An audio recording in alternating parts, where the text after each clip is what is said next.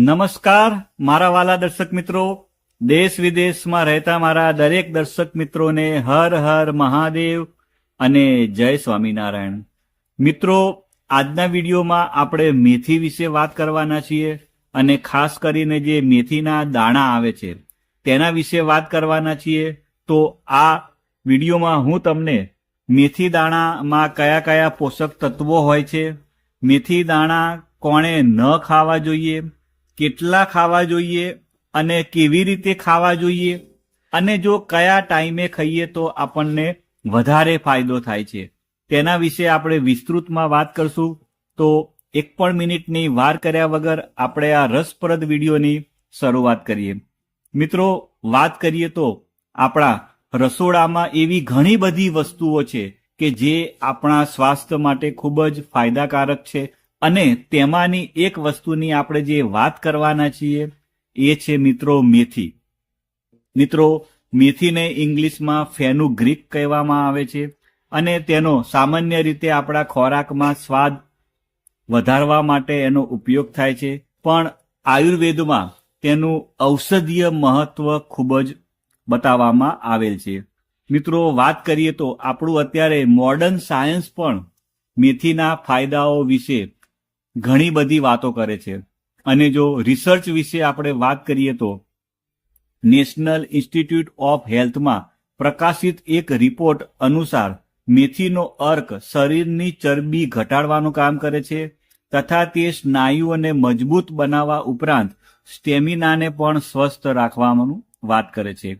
મિત્રો, આજના વિડીયોમાં આપણે મેથીના ફાયદા સાથે સાથે મેથીનું સેવન કેવી રીતે કરવું જોઈએ અને શું વધુ પડતી મેથી ખાવાથી શું નુકસાન થઈ શકે તેની પણ આપણે આજના વિડીયોમાં વાત કરવાના છીએ। તો મિત્રો, પહેલા આપણે વાત કરીએ તો મેથીમાં કયા કયા પોષક તત્વો રહેલા હોય છે। તો મિત્રો, જર્નલ ઓફ ફૂડ સાયન્સમાં પ્રકાશિત થયેલા અભ્યાસ મુજબ મેથીના દર 100 ગ્રામ દાણામાં 60% કાર્બોહાઈડ્રેટ, 25% ડાયટરી ફાઇબર, 23 ગ્રામ પ્રોટીન, 6 ગ્રામ ચરબી અને 9 ગ્રામ પાણી હોય છે। સાથે સાથે વાત કરું તો મેથીની અંદર પોટેશિયમ, ફોસ્ફરસ, મેગ્નેશિયમ અને કેલ્શિયમ પણ ભરપૂર માત્રામાં હોય છે। મિત્રો, શિયાળાની વાત કરીએ તો અત્યારે શિયાળામાં તમને મેથીની ભાજી પણ અત્યારે બજારમાં ખૂબ જ મળતી હોય છે। તો મિત્રો, જે તાજા મેથીના પાંદડા હોય છે તો તેની અંદર લગભગ 86% પાણી હોય છે, 6% કાર્બોહાઈડ્રેટ્સ હોય છે, 4% પ્રોટીન અને લગભગ 1% ફાઇબર હોય છે। મિત્રો, જો આપણે 100 ગ્રામ મેથીના દાણાના પોષણ મૂલ્યની વાત કરીએ તો તેમાં કીધું એ પ્રમાણે કેલરી 323 કિલો કેલરી હોય છે, ફેટ 6.41 ગ્રામ, કાર્બોહાઈડ્રેટ્સ 58.35 ગ્રામ અને પ્રોટીન 23 ગ્રામ હોય છે। મિત્રો, વાત કરું તો તેની અંદર પોટેશિયમ 770 મિલીગ્રામ હોય છે, આયરન 33.53 મિલીગ્રામ, કેલ્શિયમ 176 મિલીગ્રામ અને સોડિયમ 67 મિલીગ્રામ જેટલું હોય છે। મિત્રો, હવે વાત કરીએ કે જો તમે દરરોજ સવારે પલાળેલી મેથીના દાણા ખાશો તો તમે ઘણી બધી બીમારીઓથી બચી શકો છો અને આપણે વિગતવાર વાત કરીએ તો તે ડાયાબિટીસમાં ફાયદાકારક છે।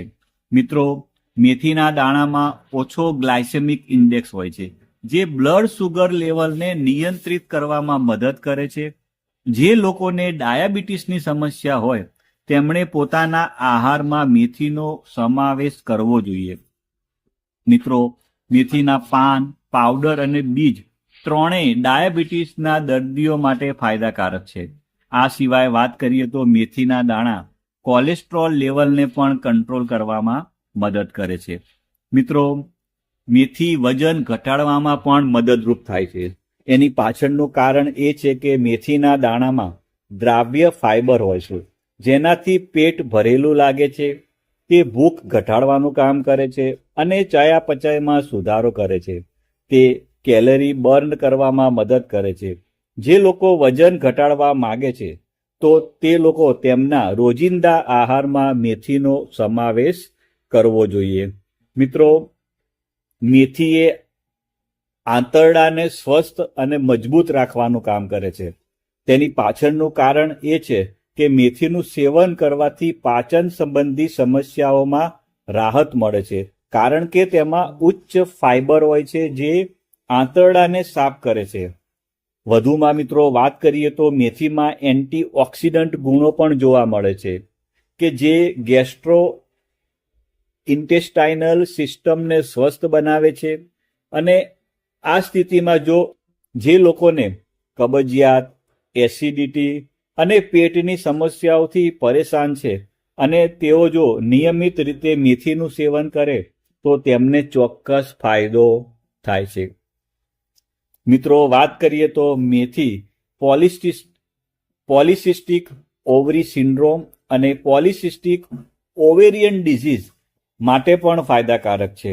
મિત્રો મેથી અનિયમિત માસિક ધર્મ, પીરિયડ્સ દરમિયાન વધુ પડતો દુખાવો, ચહેરા પર અનિચ્છનીય વાળ, ખીલ તથા તણાવ જેવી સમસ્યાઓથી રાહત આપવાનું કામ કરે છે.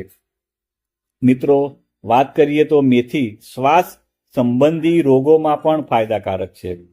મિત્રો જાણીતા medical journal allergy, asthma and clinical ઇમ્યુનોલોજીમાં પ્રકાશિત થયેલા અભ્યાસ અનુસાર મેથીના દાણા અસ્થમાના દર્દીઓ માટે ફાયદાકારક છે. મિત્રો બીજી વાત કરીએ તો international journal of pharmaceutical science review and રિસર્ચમાં પ્રકાશિત થયેલા અભ્યાસ મુજબ મેથીમાં લાળ સાફ કરવાના ગુણો છે.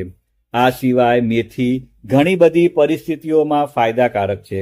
મિત્રો આપણે મેથીના જો ફાયદા વિશે વાત કરીએ તો તે આગળ કીધું એ પ્રમાણે પીરિયડ્સના દુખાવામાં રાહત આપવાનું કામ કરે છે, બ્લડ સુગર લેવલ કંટ્રોલમાં રાખવાનું કામ કરે છે, આપણા મગજને એકદમ સક્રિય બનાવવાનું કામ કરે છે, હૃદય રોગનું જોખમ ઘટાડવાનું કામ કરે છે, તે આયરન એટલે કે શરીરમાં લોહી વધારવાનું કામ કરે છે, આપણી પાચન શક્તિને મજબૂત બનાવવાનું કામ કરે છે. મિત્રો જે લોકોને તાવ હોય અને જો એની અંદર એ લોકો મેથી ખાય તો ચોક્કસ એમને ફાયદો થાય છે. આગળ કીધું એ પ્રમાણે વજન ઘટાડવામાં પણ મેથી મદદરૂપ થાય છે અને કોલેસ્ટ્રોલ લેવલ ઘટાડવામાં પણ ફાયદાકારક છે અને હોર્મોનને સંતુલિત કરવામાં પણ ફાયદાકારક છે. હવે મિત્રો તમને એમ થાય કે આપણે મેથીનો આપણા આહારમાં કેવી રીતે સમાવેશ કરીએ, તો મિત્રો તમે મેથીની ચા પણ બનાવી શકો છો. એના માટે તમારે શું કરવાનું છે કે મેથીની ચા બનાવવા માટે સૌથી પહેલા તેના બીજને ગરમ પાણીમાં પલાળી દો. જ્યારે તેનો અર્ક પાણીમાં ઓગળી જાય છે ત્યારે તેને ગાળીને પી શકાય છે. તમે સ્વાદ માટે તેમાં થોડું મીઠું પણ ઉમેરી શકો છો. મિત્રો તમે ફણગાવેલી મેથી પણ ખાઈ શકો છો. એના માટે તમારે મેથીના દાણાને આખી રાત પલાળી રાખો. આ પછી તેમને ધોઈ લો અને પછી સુતરાઉ કપડાથી બાંધી દો. બીજા દિવસે મેથીના ફણગા ફૂટશે. ફણગાવેલી મેથી સવારે ખાલી પેટે ખાઈ શકાય છે. આ સિવાય તેને સલાડ અને સેન્ડવિચમાં પણ ઉમેરીને ખાઈ શકાય છે. મિત્રો તમે મેથીનું પાણી પણ પી શકો છો. મિત્રો તમારે મેથીના દાણાને આખી રાત પાણીમાં પલાળી રાખો અને સવારે ખાલી પેટે પીવો. તે તમારા સ્વાસ્થ્ય માટે અનેક રીતે ફાયદાકારક છે. મિત્રો તમે મેથીના પાવડરનો પણ ઉપયોગ કરી શકો છો. તમે મેથીના દાણાને બારીક પીસીને તેનો પાવડર બનાવી લો અને તેને તમારા ભોજન અથવા દહીંમાં મિક્સ કરીને ખાઓ. તે તમને ખૂબ જ ફાયદો આપશે. ઘણા લોકો મેથીનો સૂપ પણ પીતા હોય છે. મિત્રો તમારી પસંદગીના શાકભાજી સાથે મેથીના દાણાને ઉકાળીને સૂપ તૈયાર કરો અને તેમાં થોડું મીઠું નાખીને પણ તમે પી શકો છો. મિત્રો વાત કરીએ તો હવે વધુ પડતી મેથી ખાવાથી કોઈ નુકસાન થાય ખરું? તો મિત્રો એનો જવાબ છે કે જો વધુ પડતી મેથીનું જો સેવન કરવામાં આવે તો પાચન સંબંધી સમસ્યાઓ થઈ શકે છે, કારણ કે તેમાં ફાઇબરનું પ્રમાણ વધુ હોય છે.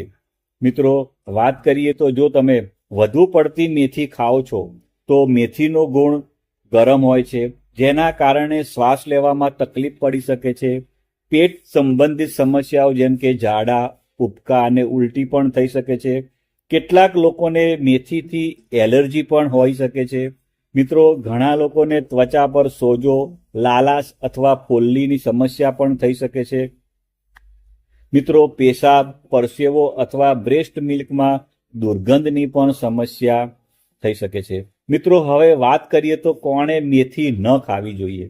તો મિત્રો, જે મહિલાઓ પ્રેગ્નન્ટ હોય અને બાળકોએ ડોક્ટરની સલાહ વગર મેથી ન ખાવી જોઈએ. મિત્રો, જે બ્લડ પ્રેશરના દર્દીઓ હોય તેમને પણ મેથીનું બિલકુલ સેવન ન કરવું જોઈએ. અથવા જો તમે કોઈ પહેલેથી જ કોઈ રોગથી પીડિત છો અથવા તમે કોઈ દવાઓ લઈ રહ્યા છો તો મેથી ખાતા પહેલા તમારે તમારા જે ડૉક્ટરની દવા ચાલતી હોય એ ડૉક્ટરની સલાહ લઈને જ તમારે મેથી ખાવાની રહેશે. મિત્રો, વાત કરીએ તો દરરોજ કેટલી મેથી ખાઈ શકાય. સામાન્ય રીતે મિત્રો વાત કરીએ તો રોજ અડધી ચમચી તમે મેથીના દાણા ખાઓ છો તો તમારા સ્વાસ્થ્ય માટે ફાયદાકારક છે. જો કે તેની માત્રા ઉંમર, વજન અને સ્વાસ્થ્યના આધારે બદલાઈ શકે છે. તેથી તેને નિયમિતપણે ખાતા પહેલા ડૉક્ટરની સલાહ અવશ્ય લેવી જોઈએ. મિત્રો, મને વિશ્વાસ છે કે આ વિડીયોના માધ્યમથી તમે કંઈક નવું શીખ્યા હશો, જાણ્યા હશો. અને જો તમને મારો વિડીયો સારો લાગ્યો હોય તો લાઈક કરજો અને તમારા બીજા મિત્રોને પણ શેર કરજો. આવજો મિત્રો, બાય બાય, આવજો.